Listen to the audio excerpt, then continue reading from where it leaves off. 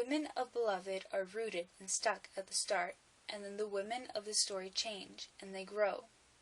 In their own ways, each can be seen as a different aspect or object in nature.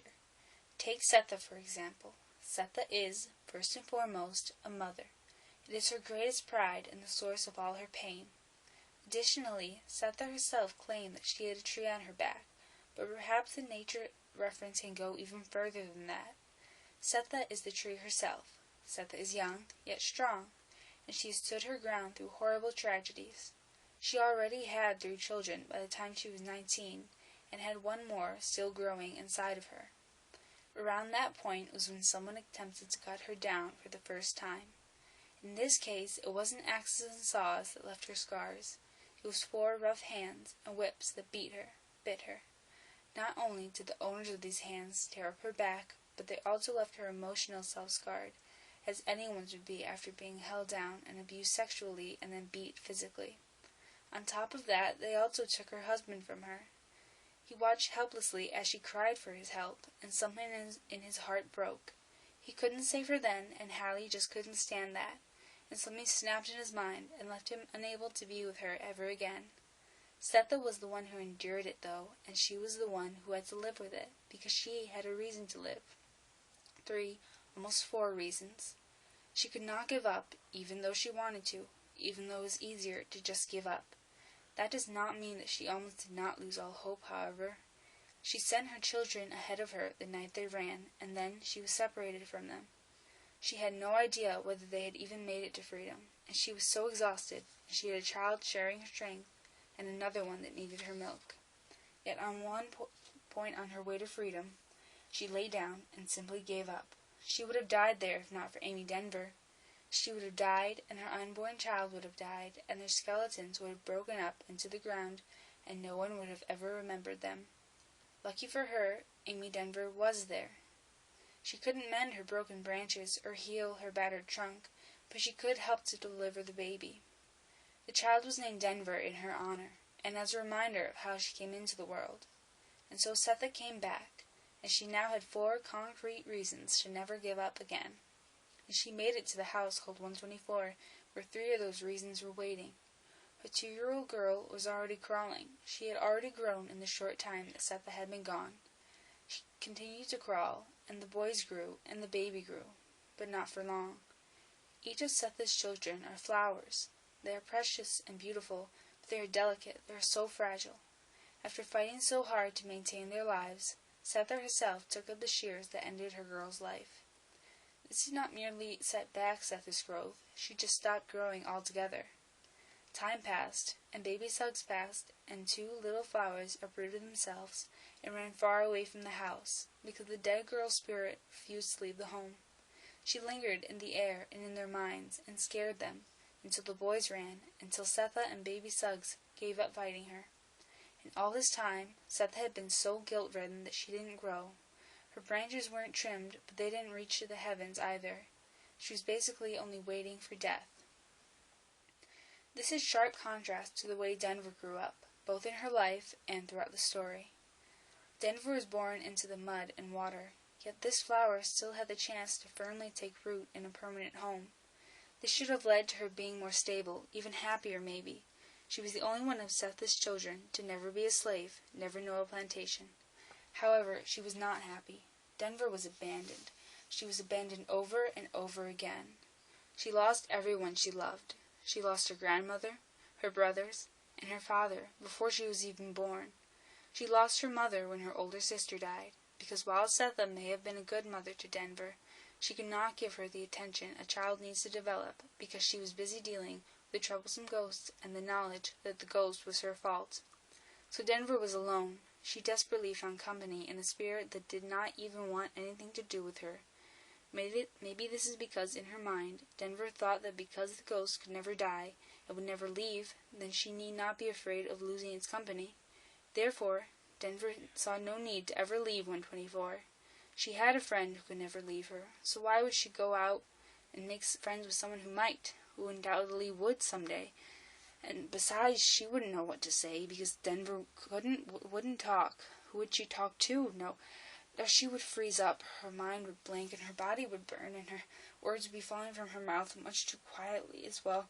She would reach up, adjust her hair, rub her neck, pull at her collar. She would look down. I just want to melt. I just want to be anywhere but here in front of this person, and this body, and this place. And really, why would she need to go through all that? No, Denver need not go through all that every time she meets someone new. It would be completely unnecessary, because she would just lose them eventually after all. So instead, Denver finds herself a nook, an emerald closet where she can grow, where she can be safe and happy, and she can daydream. But by closing herself off, she remains immature. She is still a selfish child by the time she is 18. She only likes stories of herself, because in them Setha must give attention only to Denver, and she does not focus on the guilt or the ghost. Denver is possessive of Setha as soon as Paul D enters the picture.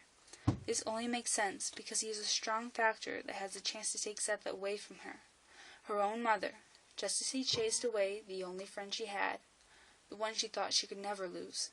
Denver only starts to trust him a bit more when it seems that he would be staying, not taking Setha away, and then the ghost comes back, in the form of a young woman. Beloved, she tells them that is her name. This is Setha's name for her, of what she was, though. Her true name was lost in the dirt of the floor of the room where she died. She was a flower when she died, but when she comes back, beloved is the water. That is because while she is still a part of their lives, she is not one of them, even now. Beloved comes back as the water that gives both Denver and Setha strength, as both flower and tree need it. She is a tricky spirit. When at first she comes back, she is confused. She hasn't known anything for so long except Setha, and so Setha is the one she longs for. Denver tries to shield her from everything. She wants to keep Beloved for herself, but more than that, she wants Beloved to do what she does. She wants her to shut out the rest of the world, so the two sisters can hide safely together in the emerald closet. But Beloved will not do that. She is the one character who never grows. She only causes the others to grow. With her return, Setha becomes stronger and happier. Denver feels secure and overjoyed to have back a friend she thought was forever lost. Then, when Setha finally realizes that Beloved is her own beloved child, the growing stops. This time, her development does not just stop, as it did when Beloved died. Instead, she starts regressing into a state of insanity.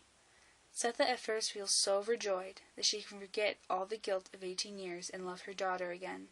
In doing so, she completely ignores Denver. Instead of in turn reversing Denver's development, this action instead forces Denver to grow up, and quite quickly as well. With her sister and her mother focused so intently on each other that they stop taking care of themselves, Denver finds herself the only one capable of caring for the family. Denver musters her courage, and she asks for help. The placid waters that Beloved arrived as rises and grows into tides and rainstorms that begin to drown Setha. Setha is overwatered and in over her head, but she does not realize this, because all she's ever wanted is to have her daughter back, and no matter how her daughter acts now, at least she's back. But Setha's growth is regressing, and she stands her ground, but sways to Beloved's will. Denver uses the momentum provided by Beloved to float away and save herself, but Setha cannot. Her roots are her guilt, and they stem back too far for her to ever give up Beloved again. When at last Setha leaves Beloved's side in a fit of true delusion, the clouds that Beloved had formed clear suddenly as she vanishes from their lives. The waters wash away and leave the tree more broken than ever, and the flower is now as strong as it's ever been. Beloved washed away her own flower self by simply coming back as water. She rid her family of the only memories they had of her, because the Beloved who returned was a static character who was made up of more than one spirit, who was a combination of all the suffering the slaves went through, reincarnated in the fierce form of a daughter whose fate was met at the hands of her own mother. Beloved is the water because water doesn't grow or change, it simply reveals. Beloved's true intentions were revealed the longer she stayed with her family. The angrier she got, the clearer she became, until she nearly drowned them without them even realizing. After all that torture, Setha was left even more broken. It is left unclear whether or not she will recover, although there are hopeful tones. However, she has been through so much, there may not be time left enough in her life to recover. She was dying when Beloved returned, and her murdered child may have succeeded in killing her. In the end, she learned nothing, only lost everything. Denver's life is new and suddenly wide open. She can speak, and she can look into the eyes and be loud and be happy and be free. She blooms and grows, and she becomes the support that her mother needs if she has any hope for recovery. The only truly good thing Beloved did by coming back was let Setha realize what a blessing she had in the child that never left her. In the end, Beloved was reduced to nothing more than a memory of a storm that may have just changed everything for the better after all.